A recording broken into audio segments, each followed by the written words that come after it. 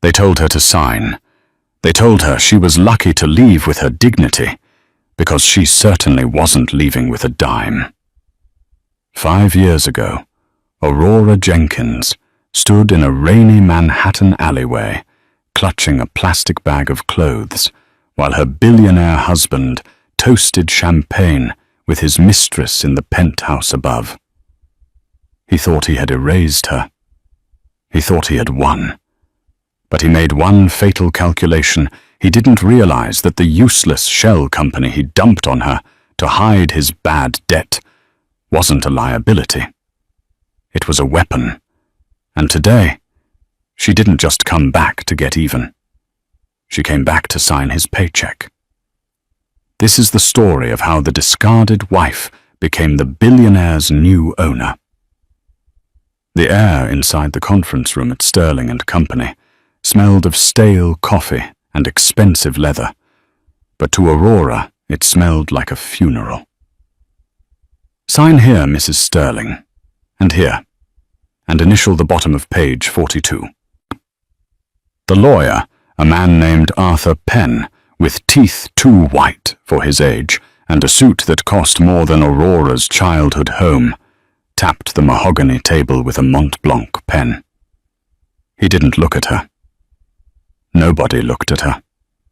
Across the table sat Alexander Sterling.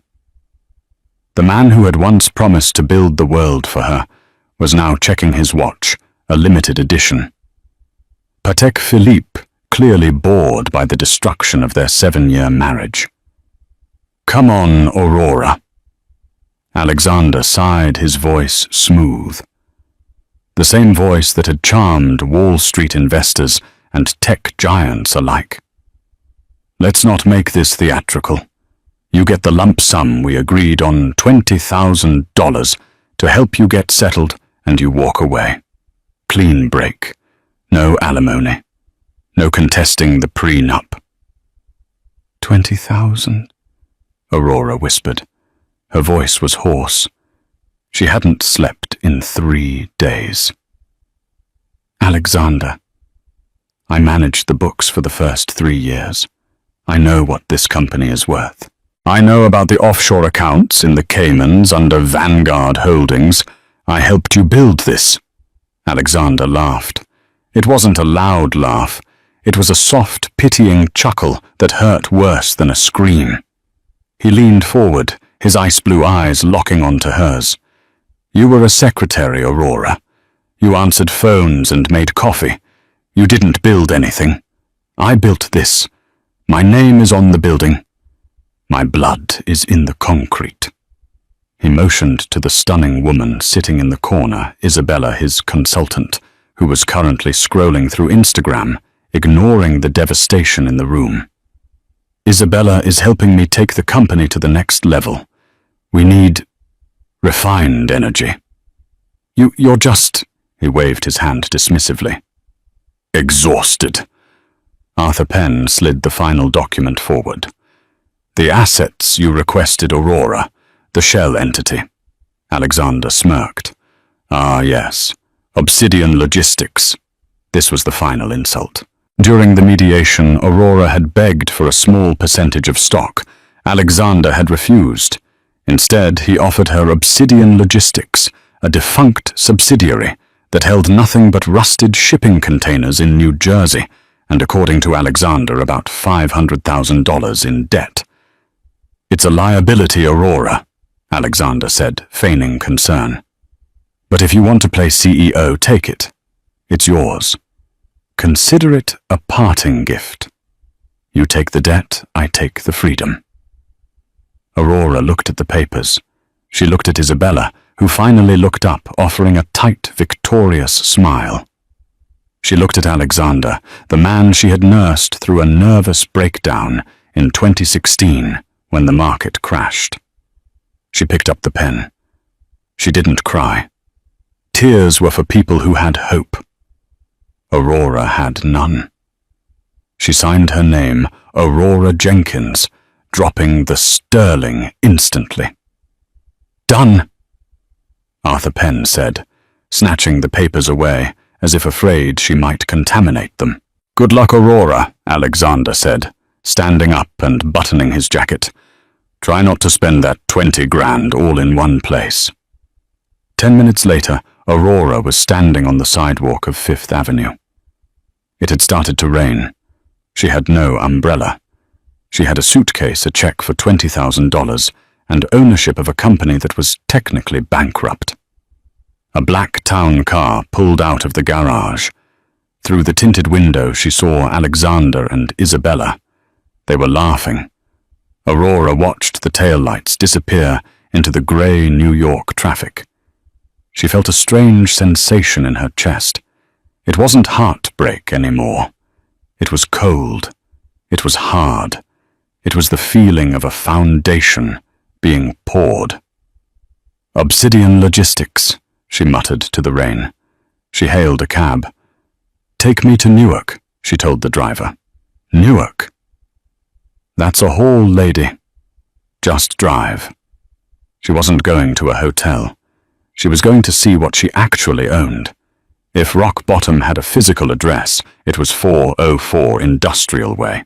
The headquarters of Obsidian Logistics was a corrugated metal shack surrounded by a chain-link fence topped with razor wire. The yard was filled with weeds and about 30 shipping containers that looked like they hadn't moved since the Carter administration. Aurora stepped out of the cab, dragging her suitcase through the mud. The security guard, an older man named Frank, with a grey beard and a suspicious glare, slid the window open. "We ain't hiring," Frank grunted. "I'm not looking for a job," Aurora said, pulling the deed out of her purse. It was wet at the edges. "I'm the owner." Frank squinted at the paper, then at her. He spat on the ground. "Owner Sterling finally dumped this heap, huh? Poor girl." He buzzed the gate open. Inside the shack, it was freezing. There was a single desk, a computer that still ran Windows 95, and a filing cabinet. Aurora sat in the dusty chair. She had $20,000 to her name. She had rent to pay. She had food to buy, and she had a graveyard of rusty metal. She spent the first week sleeping in the shack. She bought a space heater and a sleeping bag. She couldn't waste money on an apartment yet. She needed to understand why Alexander had given her this. He said it was debt-ridden. She started digging through the filing cabinets. Most of it was garbage old invoices shipping manifests from the early 2000s. But on the third night, around 2 a.m., fueled by instant coffee and rage, she found a red folder taped to the back of the bottom drawer. The label read, "Project Titan, 1998. Aurora opened it. It wasn't shipping records, it was land deeds. She began to read, her eyes widening. Obsidian Logistics didn't just own the containers. They owned the land the containers sat on. And not just this lot. She cross-referenced the coordinates on her phone. The lot at 404 Industrial Way was adjacent to the Newark railway line. But there was another deed. A narrow strip of land, barely 50 feet wide, stretching 3 miles north. Alexander had bought Obsidian years ago to strip its assets and forgot about it. He thought it was just a holding company for bad trucking loans. He never looked at the physical land surveys. He was a tech guy, a stock guy. He didn't care about dirt. But Aurora looked at the map. That narrow strip of land cut right between the main highway and the newly proposed site for the Atlantic Data Center, a project being spearheaded by Norcross Tech, a rival of Alexander's. If Norcross wanted to run fiber optic cables or power lines to their new massive data center, they had to cross her land. Or they had to go 10 miles around, costing them millions. Aurora sat back, her breath visible in the cold air. Alexander had handed her a winning lottery ticket because he was too arrogant to scratch it off. But she couldn't sell it. Not yet. If she sold it now, she'd get a few 100,000. Maybe 1 million. That wasn't enough. Not for what she wanted to do. She didn't want comfort. She wanted leverage. She needed a lawyer, a real one. Not the sharks Alexander employed, but a wolf. The next morning, she went to the public library and looked up Harrison Cole. Harrison Cole was legendary in New York, not for being rich, but for being vicious. He had been a corporate raider in the 80s until a scandal forced him into semi-retirement. He operated out of a brownstone in Brooklyn and hated everyone, especially billionaires like Alexander Sterling. Aurora took the train to Brooklyn. She waited on his stoop for 6 hours. When Harrison finally arrived carrying a bag of groceries and looking more like a disgruntled professor than a legal genius, he stepped over her. "I'm not interested," he barked. "I own the choke point to the Atlantic Data Center," Aurora said from the ground. Harrison stopped. He didn't turn around. "The Sterling divorcee. I read about it in the Post.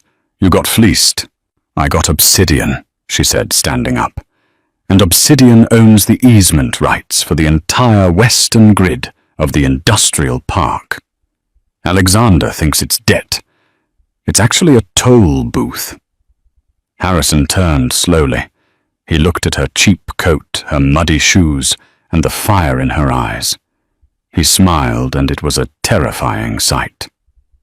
"Come inside," he said. "Do you drink scotch 3 years later?" The transformation wasn't overnight. It was a grind. With Harrison's help, Aurora didn't sell the land. She leased the rights. Norcross Tech paid her $4 million up front for the easement plus royalties on the data transmission lines. She took that $4 million and didn't buy a house. She didn't buy clothes. She bought debt. Specifically, she began quietly purchasing the distress debt of Sterling Dynamics suppliers. Alexander was expanding aggressively, leveraging his company to the hilt to build a new AI headquarters in San Francisco. He was slow paying his vendors.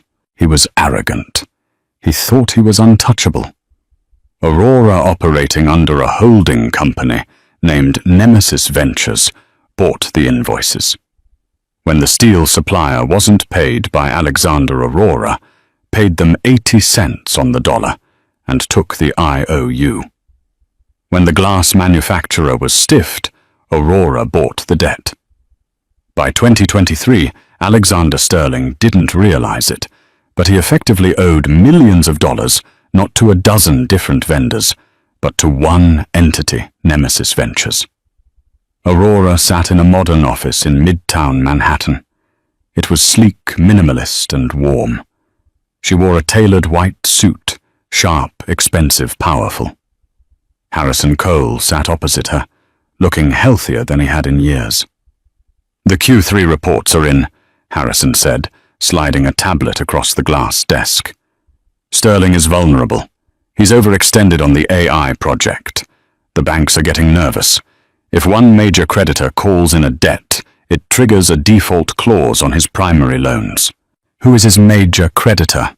Aurora asked, swirling her sparkling water. "Technically, we are—" Harrison grinned. "We hold 40% of his short-term operational debt. If we demand payment today, he doesn't have the cash. He'll have to liquidate assets." "Not assets," Aurora corrected. "Equity. You want to force a swap?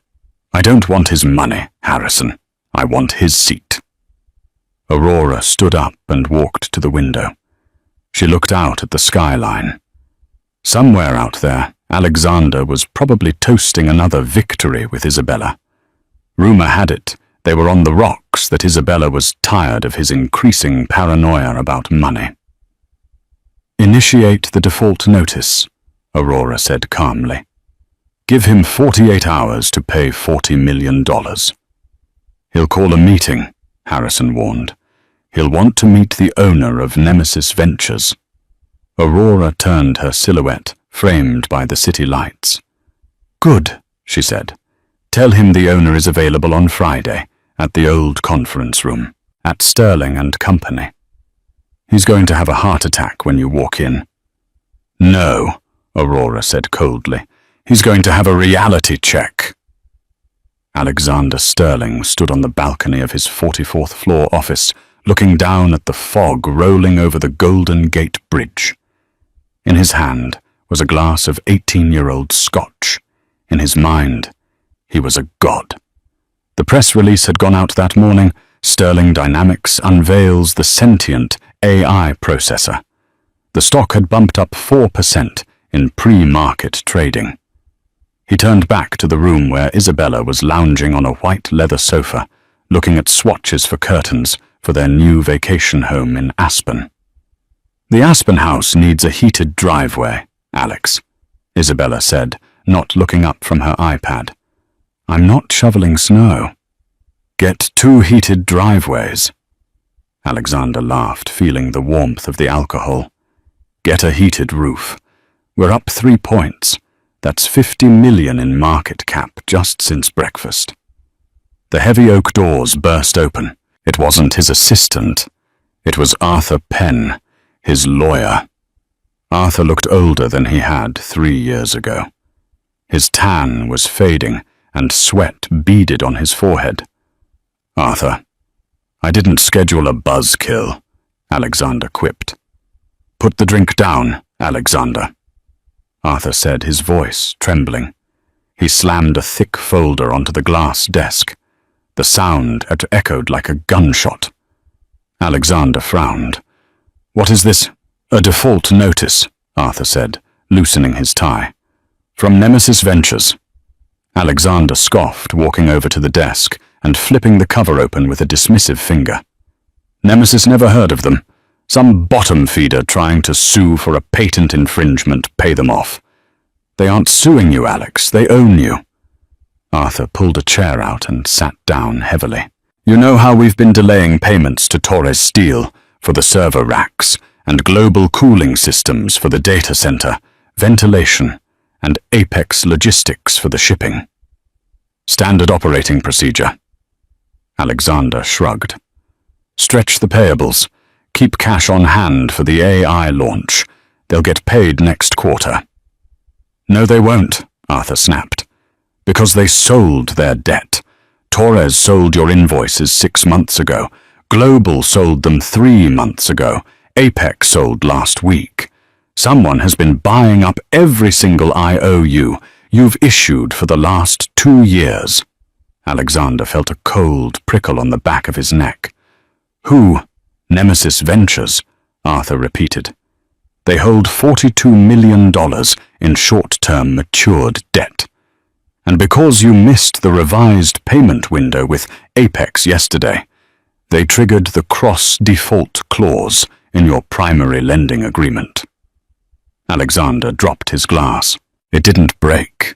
It just thudded onto the plush carpet, spilling amber liquid everywhere. "Cross-default," Alexander whispered. It means the banks can call in the main loan," Arthur said, burying his face in his hands. "The $200 million loan for the AI campus. But Nemesis is being generous. They are giving you 48 hours to pay the $42 million in full. Cash." "We don't have $42 million in cash," Alexander roared, slamming his hand on the desk. "It's all tied up in R&D. It's in the stock. I can't liquidate stock during a product launch. The SEC will investigate me for insider dumping, and the share price will crash." Isabella stood up slowly. The curtain swatches slid to the floor. "Alex, what does this mean? What about Aspen?" "Shut up about Aspen," Alexander snapped at her. He turned back to Arthur. "Who is behind Nemesis? Is it Norcross? Is it Musk? Who is coming for me?" "We don't know," Arthur said. "It's a blind trust." Registered in Delaware. Represented by a law firm in Brooklyn, a guy named Harrison Cole. Cole. Alexander narrowed his eyes. That dinosaur, he's been dead for 10 years. He's very much alive, and he's demanding a meeting. Alexander paced the room. He was a shark. He had eaten lesser men for breakfast. This was just a shakedown. Someone wanted a piece of the pie. He would intimidate them. He would charm them. He would destroy them. Set the meeting, Alexander hissed. Where? They insisted on New York, Arthur said. Friday, 9 a.m. Fine. Get the jet ready. Alexander adjusted his cufflinks, though his hands were shaking slightly. I'm going to go to New York, look this Harrison Cole in the eye, and remind him who Alexander Sterling is. Thursday, October the 12th, 2023. The jet. The flight to New York was silent. Isabella sat across from him sipping water, her eyes glued to her phone. She wasn't looking at curtains anymore. She was looking at her own bank accounts. You're quiet, Alexander said, staring out the window at the clouds. Just thinking, Isabella said coldly. About what? About how you told me you were a billionaire, she said. But it seems like you're just a man with a lot of debt and a very expensive lease. It's a liquidity crunch, Isabella. It happens to everyone. Bezos, Gates, they all faced this. They didn't have their wives kicked to the curb with 20 grand, Isabella muttered. Alexander froze. What did you say? Nothing, she replied, putting her headphones on. Alexander felt a surge of nausea. He realized for the first time in years how alone he was. He thought about Aurora. Aurora, who used to make him tea with honey when he couldn't sleep. Aurora, who checked the spreadsheets 3 times to make sure he wasn't overextended. Aurora, whom he had discarded like trash because she wasn't shiny enough for his new life. She's probably struggling to pay rent in Jersey, he thought, a cruel comfort settling in his chest. At least I'm not her. He landed in Teterboro that night. He didn't sleep. Friday, October the 13th, 2023. 8:55 a.m. The location Nemesis chose was a psychological power play. They hadn't chosen a neutral hotel conference room or Harrison Cole's office. They had chosen the boardroom at Sterling and Company Alexander's old office in Manhattan, the building he still owned but rarely visited since moving operations to the West Coast, the building where he had divorced Aurora. Why here? Alexander grumbled as he exited the elevator on the 30th floor. The hallway was empty. The receptionist was gone. He had fired the New York staff months ago to cut costs. Arthur Penn walked beside him, carrying a briefcase that felt like it contained a bomb. Isabella trailed behind, wearing sunglasses indoors. They entered the conference room. It looked exactly the same as it had 4 years ago. The same mahogany table, the same view of the rainy city. Sitting at the far end of the table was an old man with wild white hair and a tweed jacket. Harrison Cole. He was eating a bagel. Mr. Sterling, Harrison said, not standing up. You look tired. Cut the crap, Cole, Alexander barked, throwing his coat onto a chair. He took the seat at the head of the table, his seat. Who are you representing? Who is hiding behind your skirt? I want a name. Harrison chewed slowly. You're in default, Mr. Sterling. The name doesn't matter. The money matters. Do you have the 42 million? I have assets, Alexander said, leaning forward, turning on the charm. Look, Harrison, we're both reasonable men. My company is on the verge of a breakthrough that will change the world. If you force a bankruptcy now, you get pennies on the dollar. But if you give me 6 months, I can pay you back with 10% interest. Hell, 15%. Harrison smiled. We aren't interested in interest. Then what do you want? Stock options? I can give you 2% of the company. We want a debt-for-equity swap, Harrison said calmly. Fine, Alexander sighed. 3%? That's generous. No, a voice came from the doorway. Alexander spun around in his chair. The door to the private executive washroom opened. A woman stepped out. She was wearing a cream-colored power suit that looked like it had been tailored in Milan. Her hair, once tied back in a messy bun during their marriage, was now a sleek, sharp bob.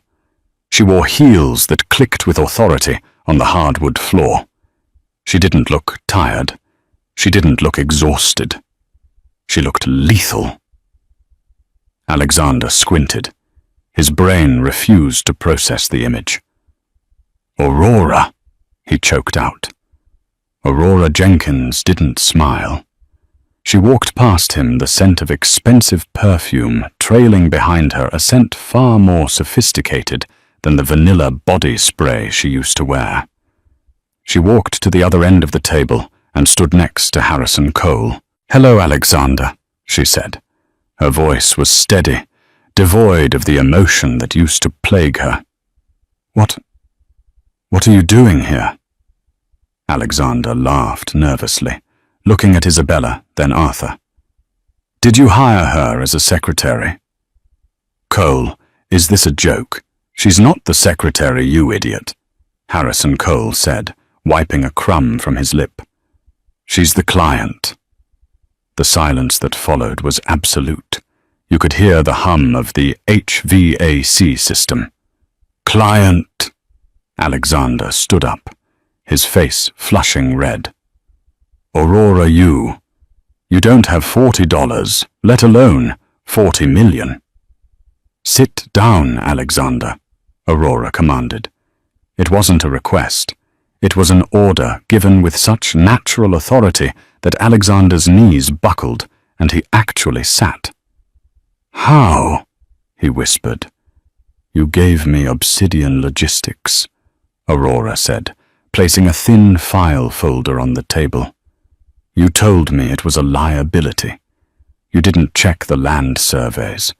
I leased the easement rights to Norcross Tech. Alexander's mouth fell open. The data center blockage. That was you. That was me. Aurora nodded. I made $4 million in the first month.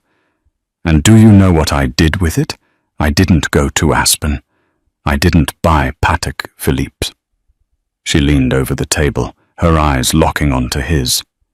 I studied you, Alexander. I watched you leverage yourself to the hilt. I watched you treat your suppliers like dirt. And I bought every single mistake you made, every unpaid invoice, every disgruntled vendor. She tapped the folder. I am Nemesis Ventures, and as of this morning I own 40% of your operational debt. This is illegal, Alexander stammered, looking at Arthur Penn. Arthur, tell her this is illegal conflict of interest. Spousal. Something. Arthur Penn shook his head slowly, looking at the floor. It's perfectly legal, Alex. She's a private citizen. She bought debt on the open market. It's business. It's revenge, Alexander screamed. No, Aurora corrected him softly. Revenge would be burning your house down. This is a hostile takeover. She signaled to Harrison. The lawyer slid a document across the long mahogany table. It stopped inches from Alexander's hands. The terms, Harrison said. Alexander looked at the document. The header read, Notice of Restructuring and Equity Transfer. Restructuring. Alexander read the first paragraph. His eyes bulged.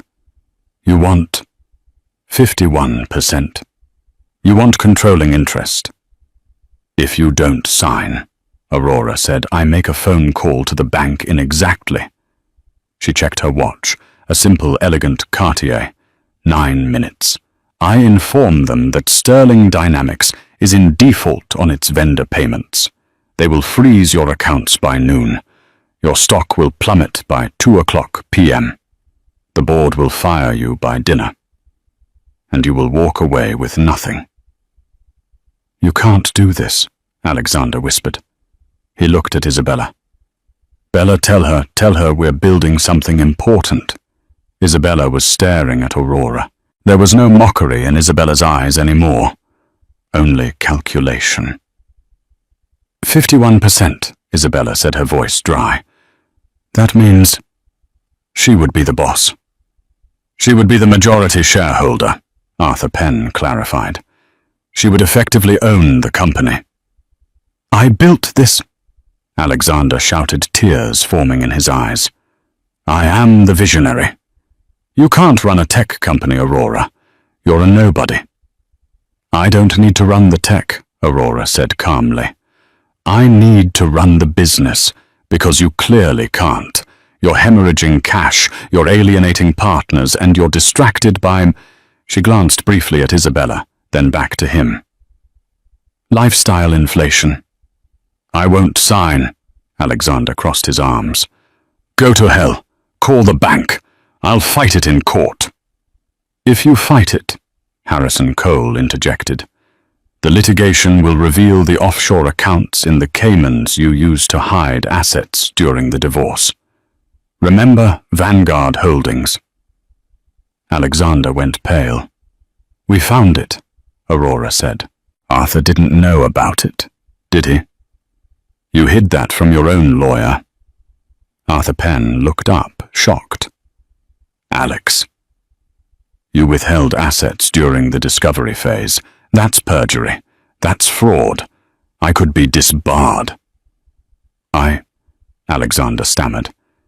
If you sign, Aurora said, her voice softening, just a fraction offering him a lifeline.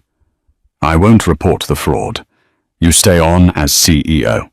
You get to be the face on the magazine covers. You keep your salary. You keep the jet. But the board answer to me. The finances answer to me. And I take 51% of the stock. She paused. You get to keep your dignity, Alexander, which is more than you gave me. The room was silent for a long, agonizing minute. Rain lashed against the window pane. Alexander looked at the pen. He looked at the life he had built, a house of cards held together by arrogance.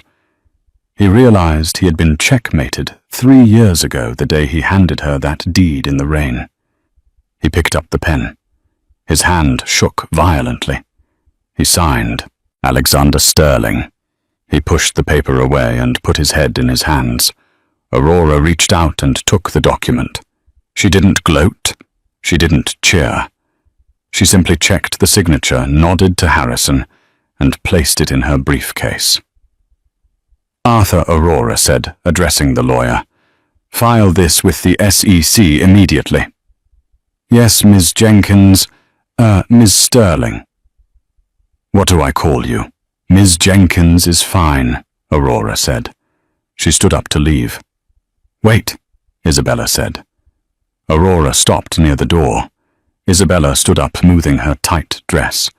She looked at Alexander, who was weeping silently into his hands, a broken man. Then she looked at Aurora, the woman holding the power. Alex is emotionally compromised, Isabella said, stepping away from Alexander. And honestly, this sentient AI project needs a new marketing lead. The current strategy is a mess. Isabella walked toward Aurora, a hopeful smile plastered on her face. I have some ideas on how to rebrand the transition, woman to woman. We could be a power team. Aurora looked at Isabella. She remembered the smirk Isabella had given her 4 years ago. She remembered the laughter in the town car. Aurora smiled. It was a bright, dazzling smile. Isabella, Aurora said warmly. Yes, Isabella beamed. Your forward. Isabella's smile vanished. Excuse me. Security will escort you out. You have 10 minutes to clear your desk in San Francisco. Whatever is left will be donated to charity. You can't, Alex. Isabella turned to him. Do something. Alexander didn't look up. He was done. Aurora opened the door. Come on, Harrison. We have a company to audit. As they walked out into the hallway, leaving the wreckage of Alexander's ego behind them, Harrison chuckled. That, Harrison said, was worth coming out of retirement for. Aurora pressed the elevator button. We're not done yet, Harrison. We got the company, Aurora. What else is there? The company was just the vessel, Aurora said, her eyes dark. Now I need to find out why Alexander was so desperate to hide Vanguard Holdings. He surrendered 51% of $1 billion company rather than let us look at those Cayman accounts. Why? Harrison stopped smiling. You think there's something worse than hidden cash?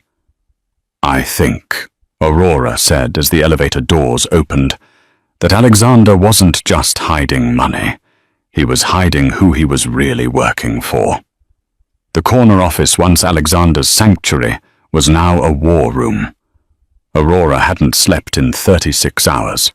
The CEO nameplate on the desk still said Alexander Sterling, but he was sitting on the sofa looking like a ghost nursing a coffee that had gone cold hours ago.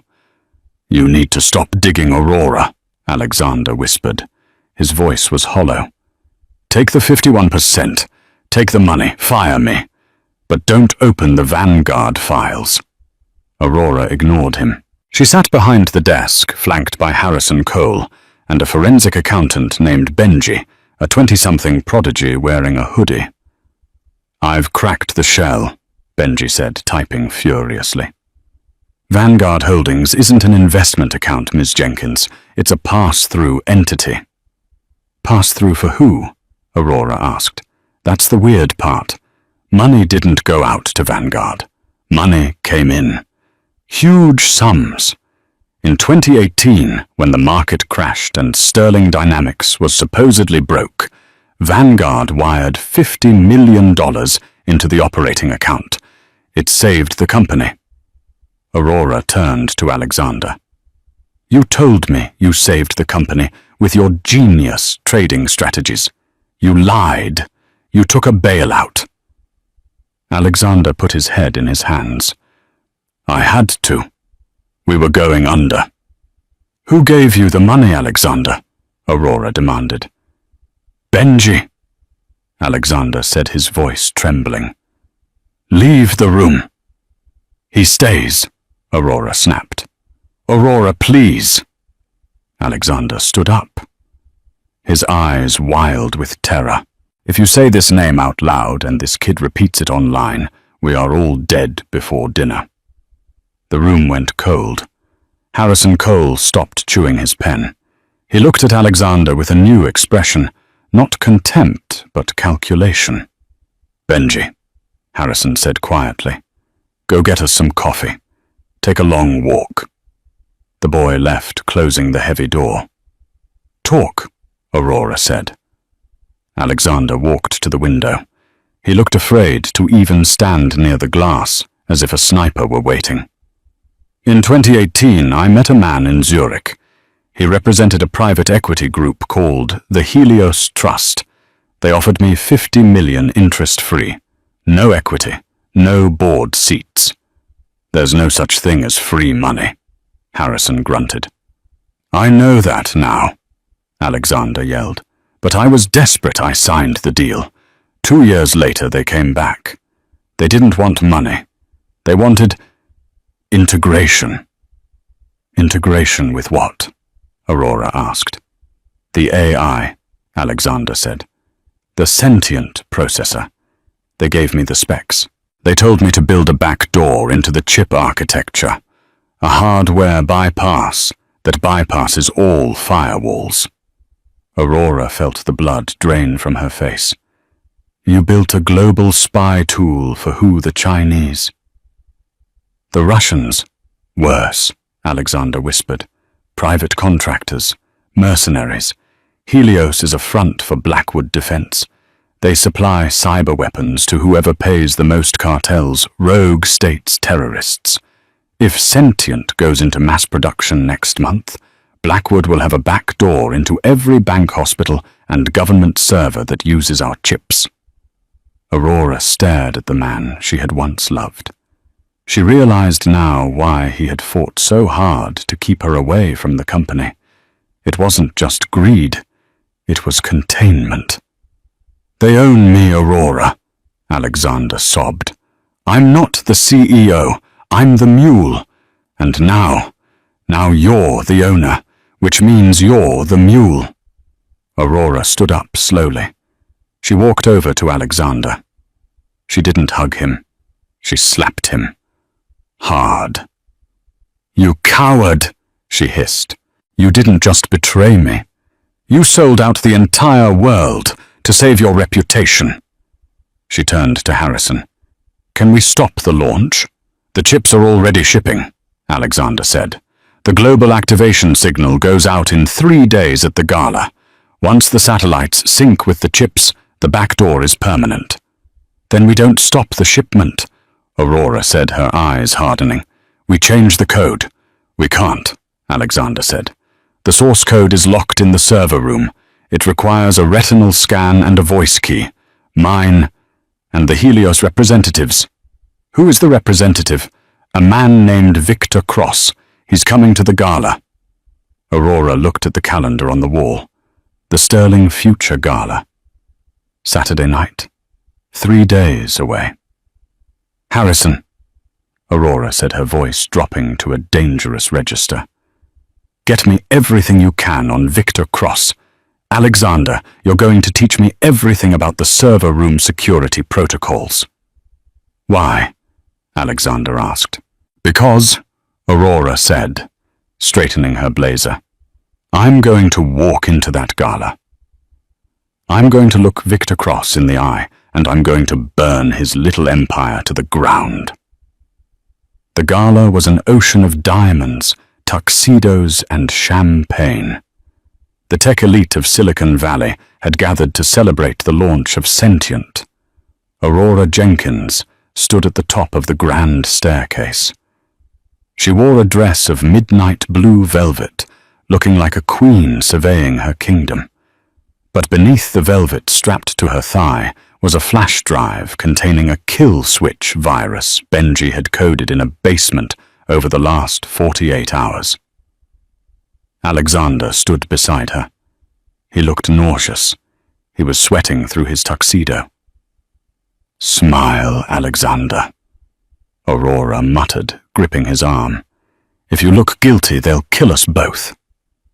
He's here, Alexander whispered. Aurora followed his gaze. Entering the hall was a man who looked like he had been carved out of granite. Victor Cross.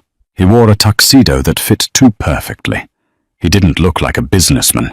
He looked like a predator pretending to be human. He was surrounded by 3 assistants who scanned the room with military precision. Cross spotted them. He smiled a cold, shark-like baring of teeth and began to ascend the stairs. Mr. Sterling, Cross said, his voice a deep baritone that vibrated in Aurora's chest. And you must be the ex-wife, the new majority shareholder. Aurora Jenkins, she said, extending her hand. Her hand didn't shake. Cross took it. His grip was like a vice. Victor Cross, Helios Trust. We were surprised to hear about the change in management. Usually we are consulted on such matters. It was a hostile takeover, Aurora said smoothly. I don't consult, I conquer. Cross chuckled softly. A conqueror. I like that. Alexander here was always more of a survivor. Let's hope you have more stamina than he does. He leaned in close, invading her personal space. The activation is at midnight.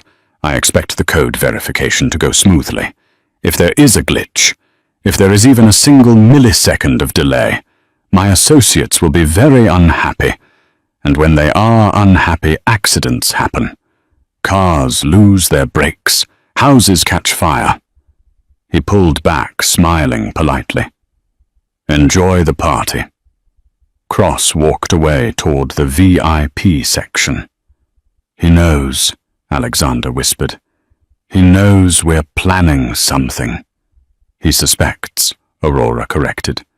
He doesn't know. Go to the podium. Start the speech. I'm going to the server room. You can't go alone. The security. I have your retinal scan, Aurora said, holding up a high-resolution contact lens case she had prepped earlier. And I have your voice print recorded on my phone. Just keep him talking. Aurora slipped away into the crowd. She moved through the kitchen past the catering staff and into the service corridors. She reached the freight elevator and swiped her executive key card. The doors opened. She descended into the basement levels of the venue, where the temporary server farm for the launch was housed. The hallway was empty. Too empty. Aurora reached the server room door. She put the contact lens on her finger and held it up to the scanner. Retinal scan, accepted Alexander Sterling. She held her phone up to the microphone and played the recording of Alexander saying the passphrase. Voice print verified.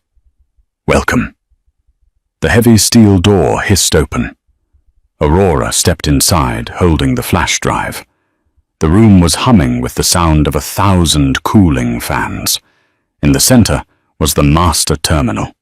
If she plugged the drive in, she could wipe the back door code before the midnight upload. She ran to the console. She raised the flash drive.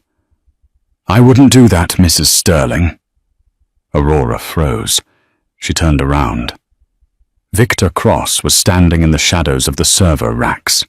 He held a silenced pistol loosely at his side. How? Aurora breathed. I didn't become the head of Blackwood by trusting ex-husbands, Cross said, stepping into the blue light of the servers. Alexander is weak. I knew he would fold the moment you pressured him. I knew he would tell you about us. He raised the gun, aiming it at her chest. You have spirit, Aurora. I respect that. You took a bankrupt logistics company and turned it into a weapon. That takes talent. But you are playing a game you don't understand. I understand enough, Aurora said, backing up against the console. Her hand hovered near the USB port behind her back. I understand that you're traitors. We are patriots, Cross said. Control is safety. Now step away from the terminal. Midnight is in 5 minutes. We are going to watch the upload together and then you kill me. Then you have a tragic accident on the stairs. Cross shrugged. It's a long fall. Aurora looked at the gun. Then she looked at the server racks behind Cross. You're right, Aurora said softly. Alexander is weak. He never would have had the guts to stop you. Exactly. But Aurora smiled a terrifying, broken smile. You forgot one thing. I'm not Alexander. What? I didn't come here to wipe the code, Victor. Aurora's hand moved. She didn't plug the drive into the USB port. Instead, she smashed the emergency glass cover on the wall next to her. The Halon fire suppression system. I came here to suffocate it. She slammed the red button. A klaxon screamed. The room was instantly filled with a blast of pressurized halon gas designed to extinguish electrical fires by removing all oxygen from the room in seconds. Cross coughed, his eyes widening. He raised the gun, but the gas blast knocked him off balance. He fired wildly. The bullet sparked off the server rack, inches from Aurora's head. Aurora dropped to the floor, holding her breath. She knew the Helon system had a 10-second delay before the doors sealed automatically to trap the gas. She scrambled on her hands and knees toward the door. Cross was gasping, clutching his throat. The oxygen was gone. He dropped the gun, clawing at his neck.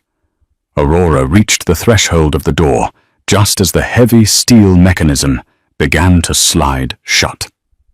She rolled through. The door slammed and locked with a deafening clang.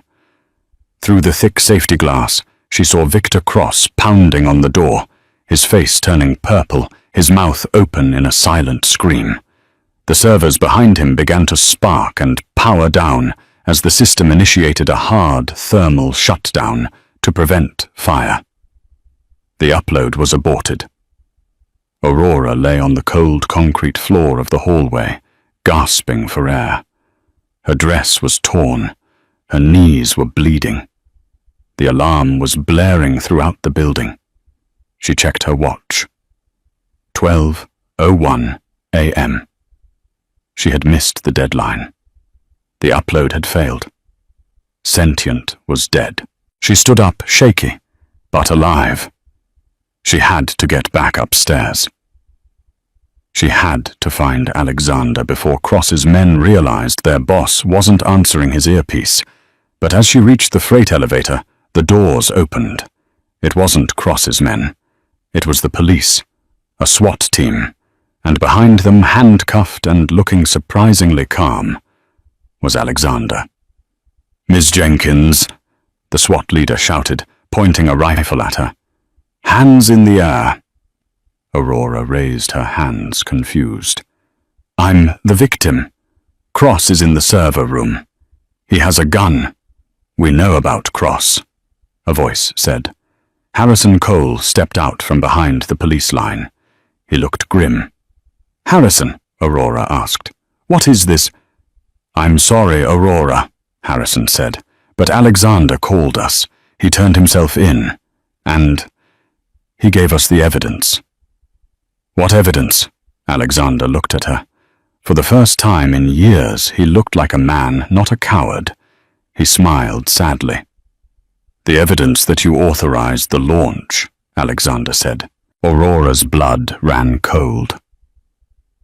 "What?" "The login," Alexander said softly.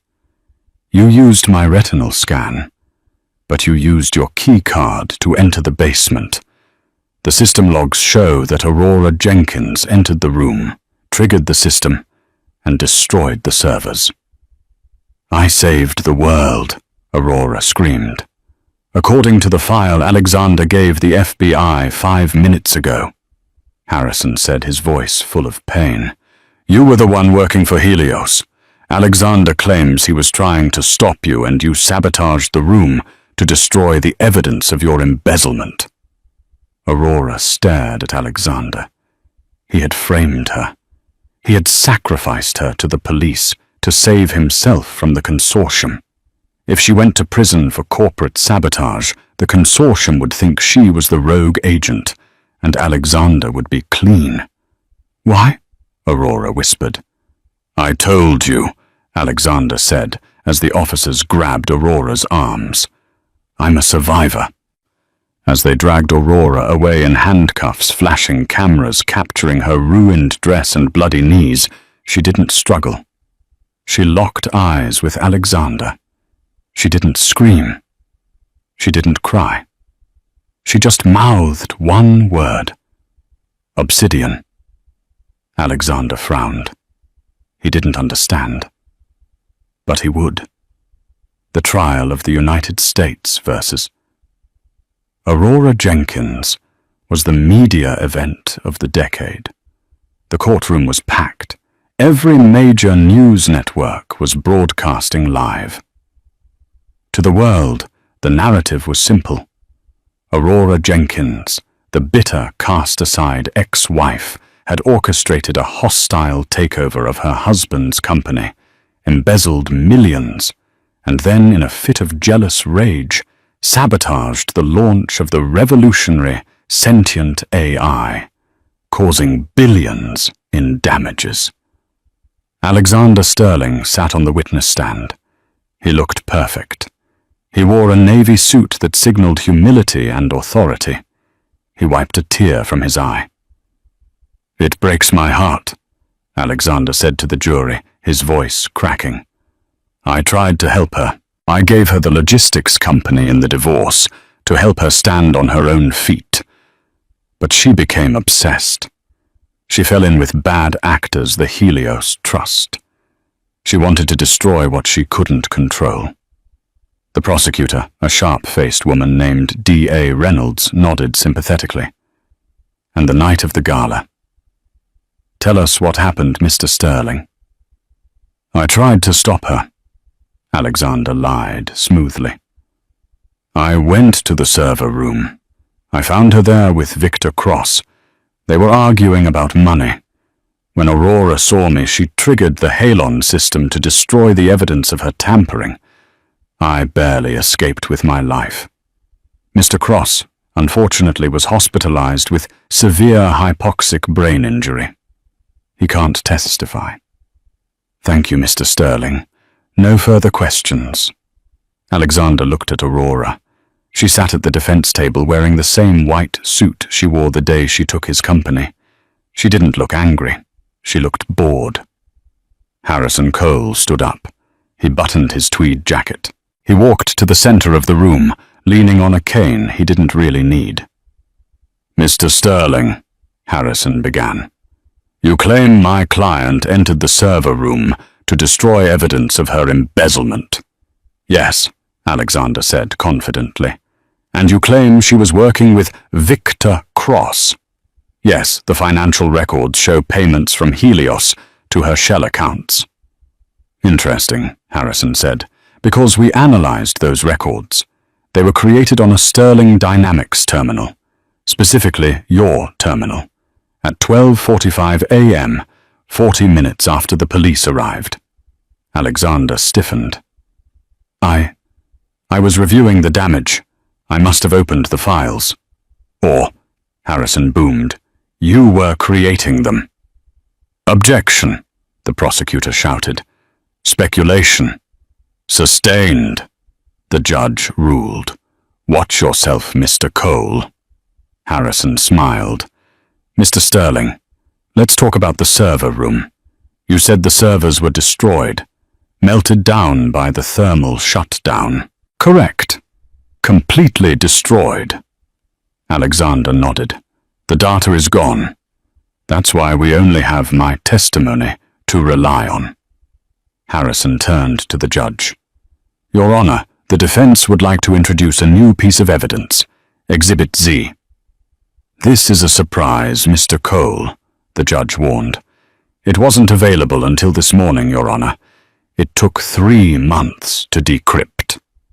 Harrison pulled a small black hard drive from his pocket. He held it up. "Mr. Sterling," Harrison said, turning back to the witness. "Do you remember the property you gave Aurora Obsidian Logistics?" Alexander scoffed. "The junkyard in Jersey. What does that have to do with this?" "You didn't read the deed carefully, Alexander." Aurora spoke up for the first time. Her voice rang clear across the silent courtroom. Alexander looked at her unnerved. "The land in Newark," Aurora continued, standing up. "It sits directly on top of the transatlantic fiber trunk, the main internet artery for the East Coast." She walked toward the jury box. 3 years ago, when I realized you were up to something, I didn't just lease the land to Norcross Tech. I used the easement rights to tap into the trunk line. I laid a dedicated dark fiber cable from Sterling Dynamics HQ in New York, directly to a server farm in a shipping container in Newark. Alexander's face went pale. "I called it the Obsidian Protocol," Aurora said. "It's a mirror, a real-time backup." Harrison plugged the drive into the court's projector system. "The servers in the room were destroyed," Harrison explained. "But for every byte of data that passed through the Sterling network, including the security cameras, the microphones, and the sentient source code. A copy was instantly sent to Aurora's container in New Jersey. "This is a lie," Alexander shouted, standing up. "That's illegal wiretapping." "It's not wiretapping if you own the company," Aurora said coldly. "And I owned 51%. The screen flickered to life. It was a video file, high definition, high frame rate. The timestamp read October 21st, 2023, 11:58 p.m. The courtroom watched in stunned silence as the video played. They saw Aurora enter the room. They saw Victor Cross threaten her with a gun. And then the audio, crystal clear, filled the room. Cross's voice. "I didn't become the head of Blackwood by trusting ex-husbands. Alexander is weak. I knew he would fold the moment you pressured him." The jury gasped. The video continued. Aurora triggered the halon gas. The screen went white with smoke. But then a second video played. It was from the hallway camera. 12:05 a.m. The police were swarming the building. Alexander Sterling was standing with a SWAT officer. Alexander's voice. "She's the rogue agent. I have the files on my laptop. I can frame her for the embezzlement. Just get Cross out of there and cut a deal with Blackwood." The video froze on Alexander's face, a face full of malice and calculation. The silence in the courtroom was absolute. You could hear a pin drop. Harrison Cole turned to Alexander. "You were saying, Mr. Sterling, about trying to save her." Alexander looked at the jury. They looked back with disgust. He looked at his lawyer, who was already packing his briefcase to leave. He looked at Aurora. "You," Alexander whispered, "you didn't have nothing. You had everything." "I told you," Aurora said, sitting back down. "I'm the owner." It took the jury 15 minutes. Aurora Jenkins was acquitted of all charges. Alexander Sterling was arrested in the courtroom. He was charged with perjury, fraud, conspiracy to commit treason for the Blackwood chip backdoor, and attempted murder. Because the evidence was federal and involved national security, there was no bail. As the marshals handcuffed him, stripping him of his expensive watch and his dignity, he didn't scream. He just stared at the floor, a man who had built a castle on sand. 1 year later, the skyscraper in San Francisco no longer said Sterling Dynamics. The silver letters on the building now read Obsidian Corp. Aurora sat in the top floor office. The decor had changed. The cold glass and chrome were gone, replaced by warm wood and art. Benji, now the chief technology officer, walked in with a tablet. "The cleanup is done, boss," Benji said. "We've patched the security flaws in the chips. The military contracts have been renewed legitimately this time. Stock is up 20%. "Good work, Benji," Aurora said. "And, there's a visitor." Aurora looked up. "Who?" "Isabella." Aurora raised an eyebrow. "Send her in." Isabella walked in. She looked different. She wasn't wearing designer clothes. She was wearing a simple business suit. She looked tired, humble. "Aurora," Isabella said, clutching her purse. I saw the news about the relaunch." "What do you want, Isabella? I can't get a job." Isabella admitted, her voice shaking. "Alexander's name is poison, and everyone knows I was his associate. I've been blacklisted." She looked at Aurora, eyes wet. "I have a degree in marketing, a real one.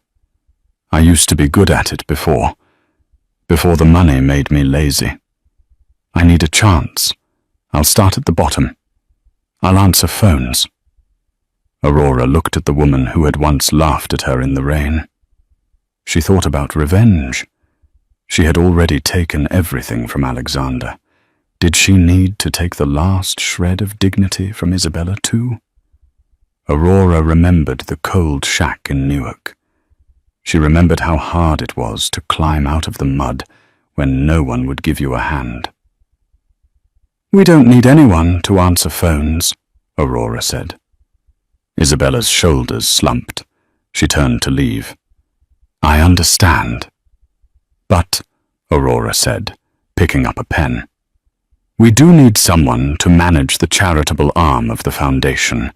We're launching a program to help displaced spouses get legal aid and financial literacy training." Isabella turned back, stunned. You'd hire me after everything." "Obsidian is about turning liabilities into assets," Aurora said, smiling slightly.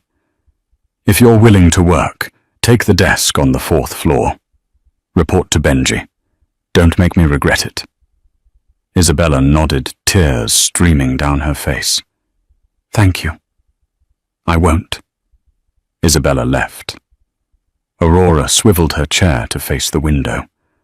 The sun was setting over the Golden Gate Bridge, painting the city in gold and violet. She opened her drawer. Inside was the old water-damaged deed to the Newark lot. She touched the paper gently. She had walked away with nothing but that piece of paper and a broken heart. Now she had the world. She closed the drawer. "Back to work," she whispered. Aurora Jenkins didn't just survive. She rewrote the code of the game. Alexander Sterling thought power came from the name on the building, but Aurora proved that real power comes from the details everyone else ignores. She turned a worthless shipping yard into the ultimate trap, proving that when you underestimate someone because they're quiet, you're usually the one who ends up screaming. What do you think? Was Aurora too merciful hiring Isabella back? Or was that the ultimate power move? Let me know in the comments below. If you enjoyed this story of revenge, redemption, and corporate warfare, please smash that like button. It really helps the channel. And don't forget to subscribe and hit the bell icon so you never miss the next story. Until next time, remember, the best revenge isn't getting even. It's becoming the owner. Thanks for watching.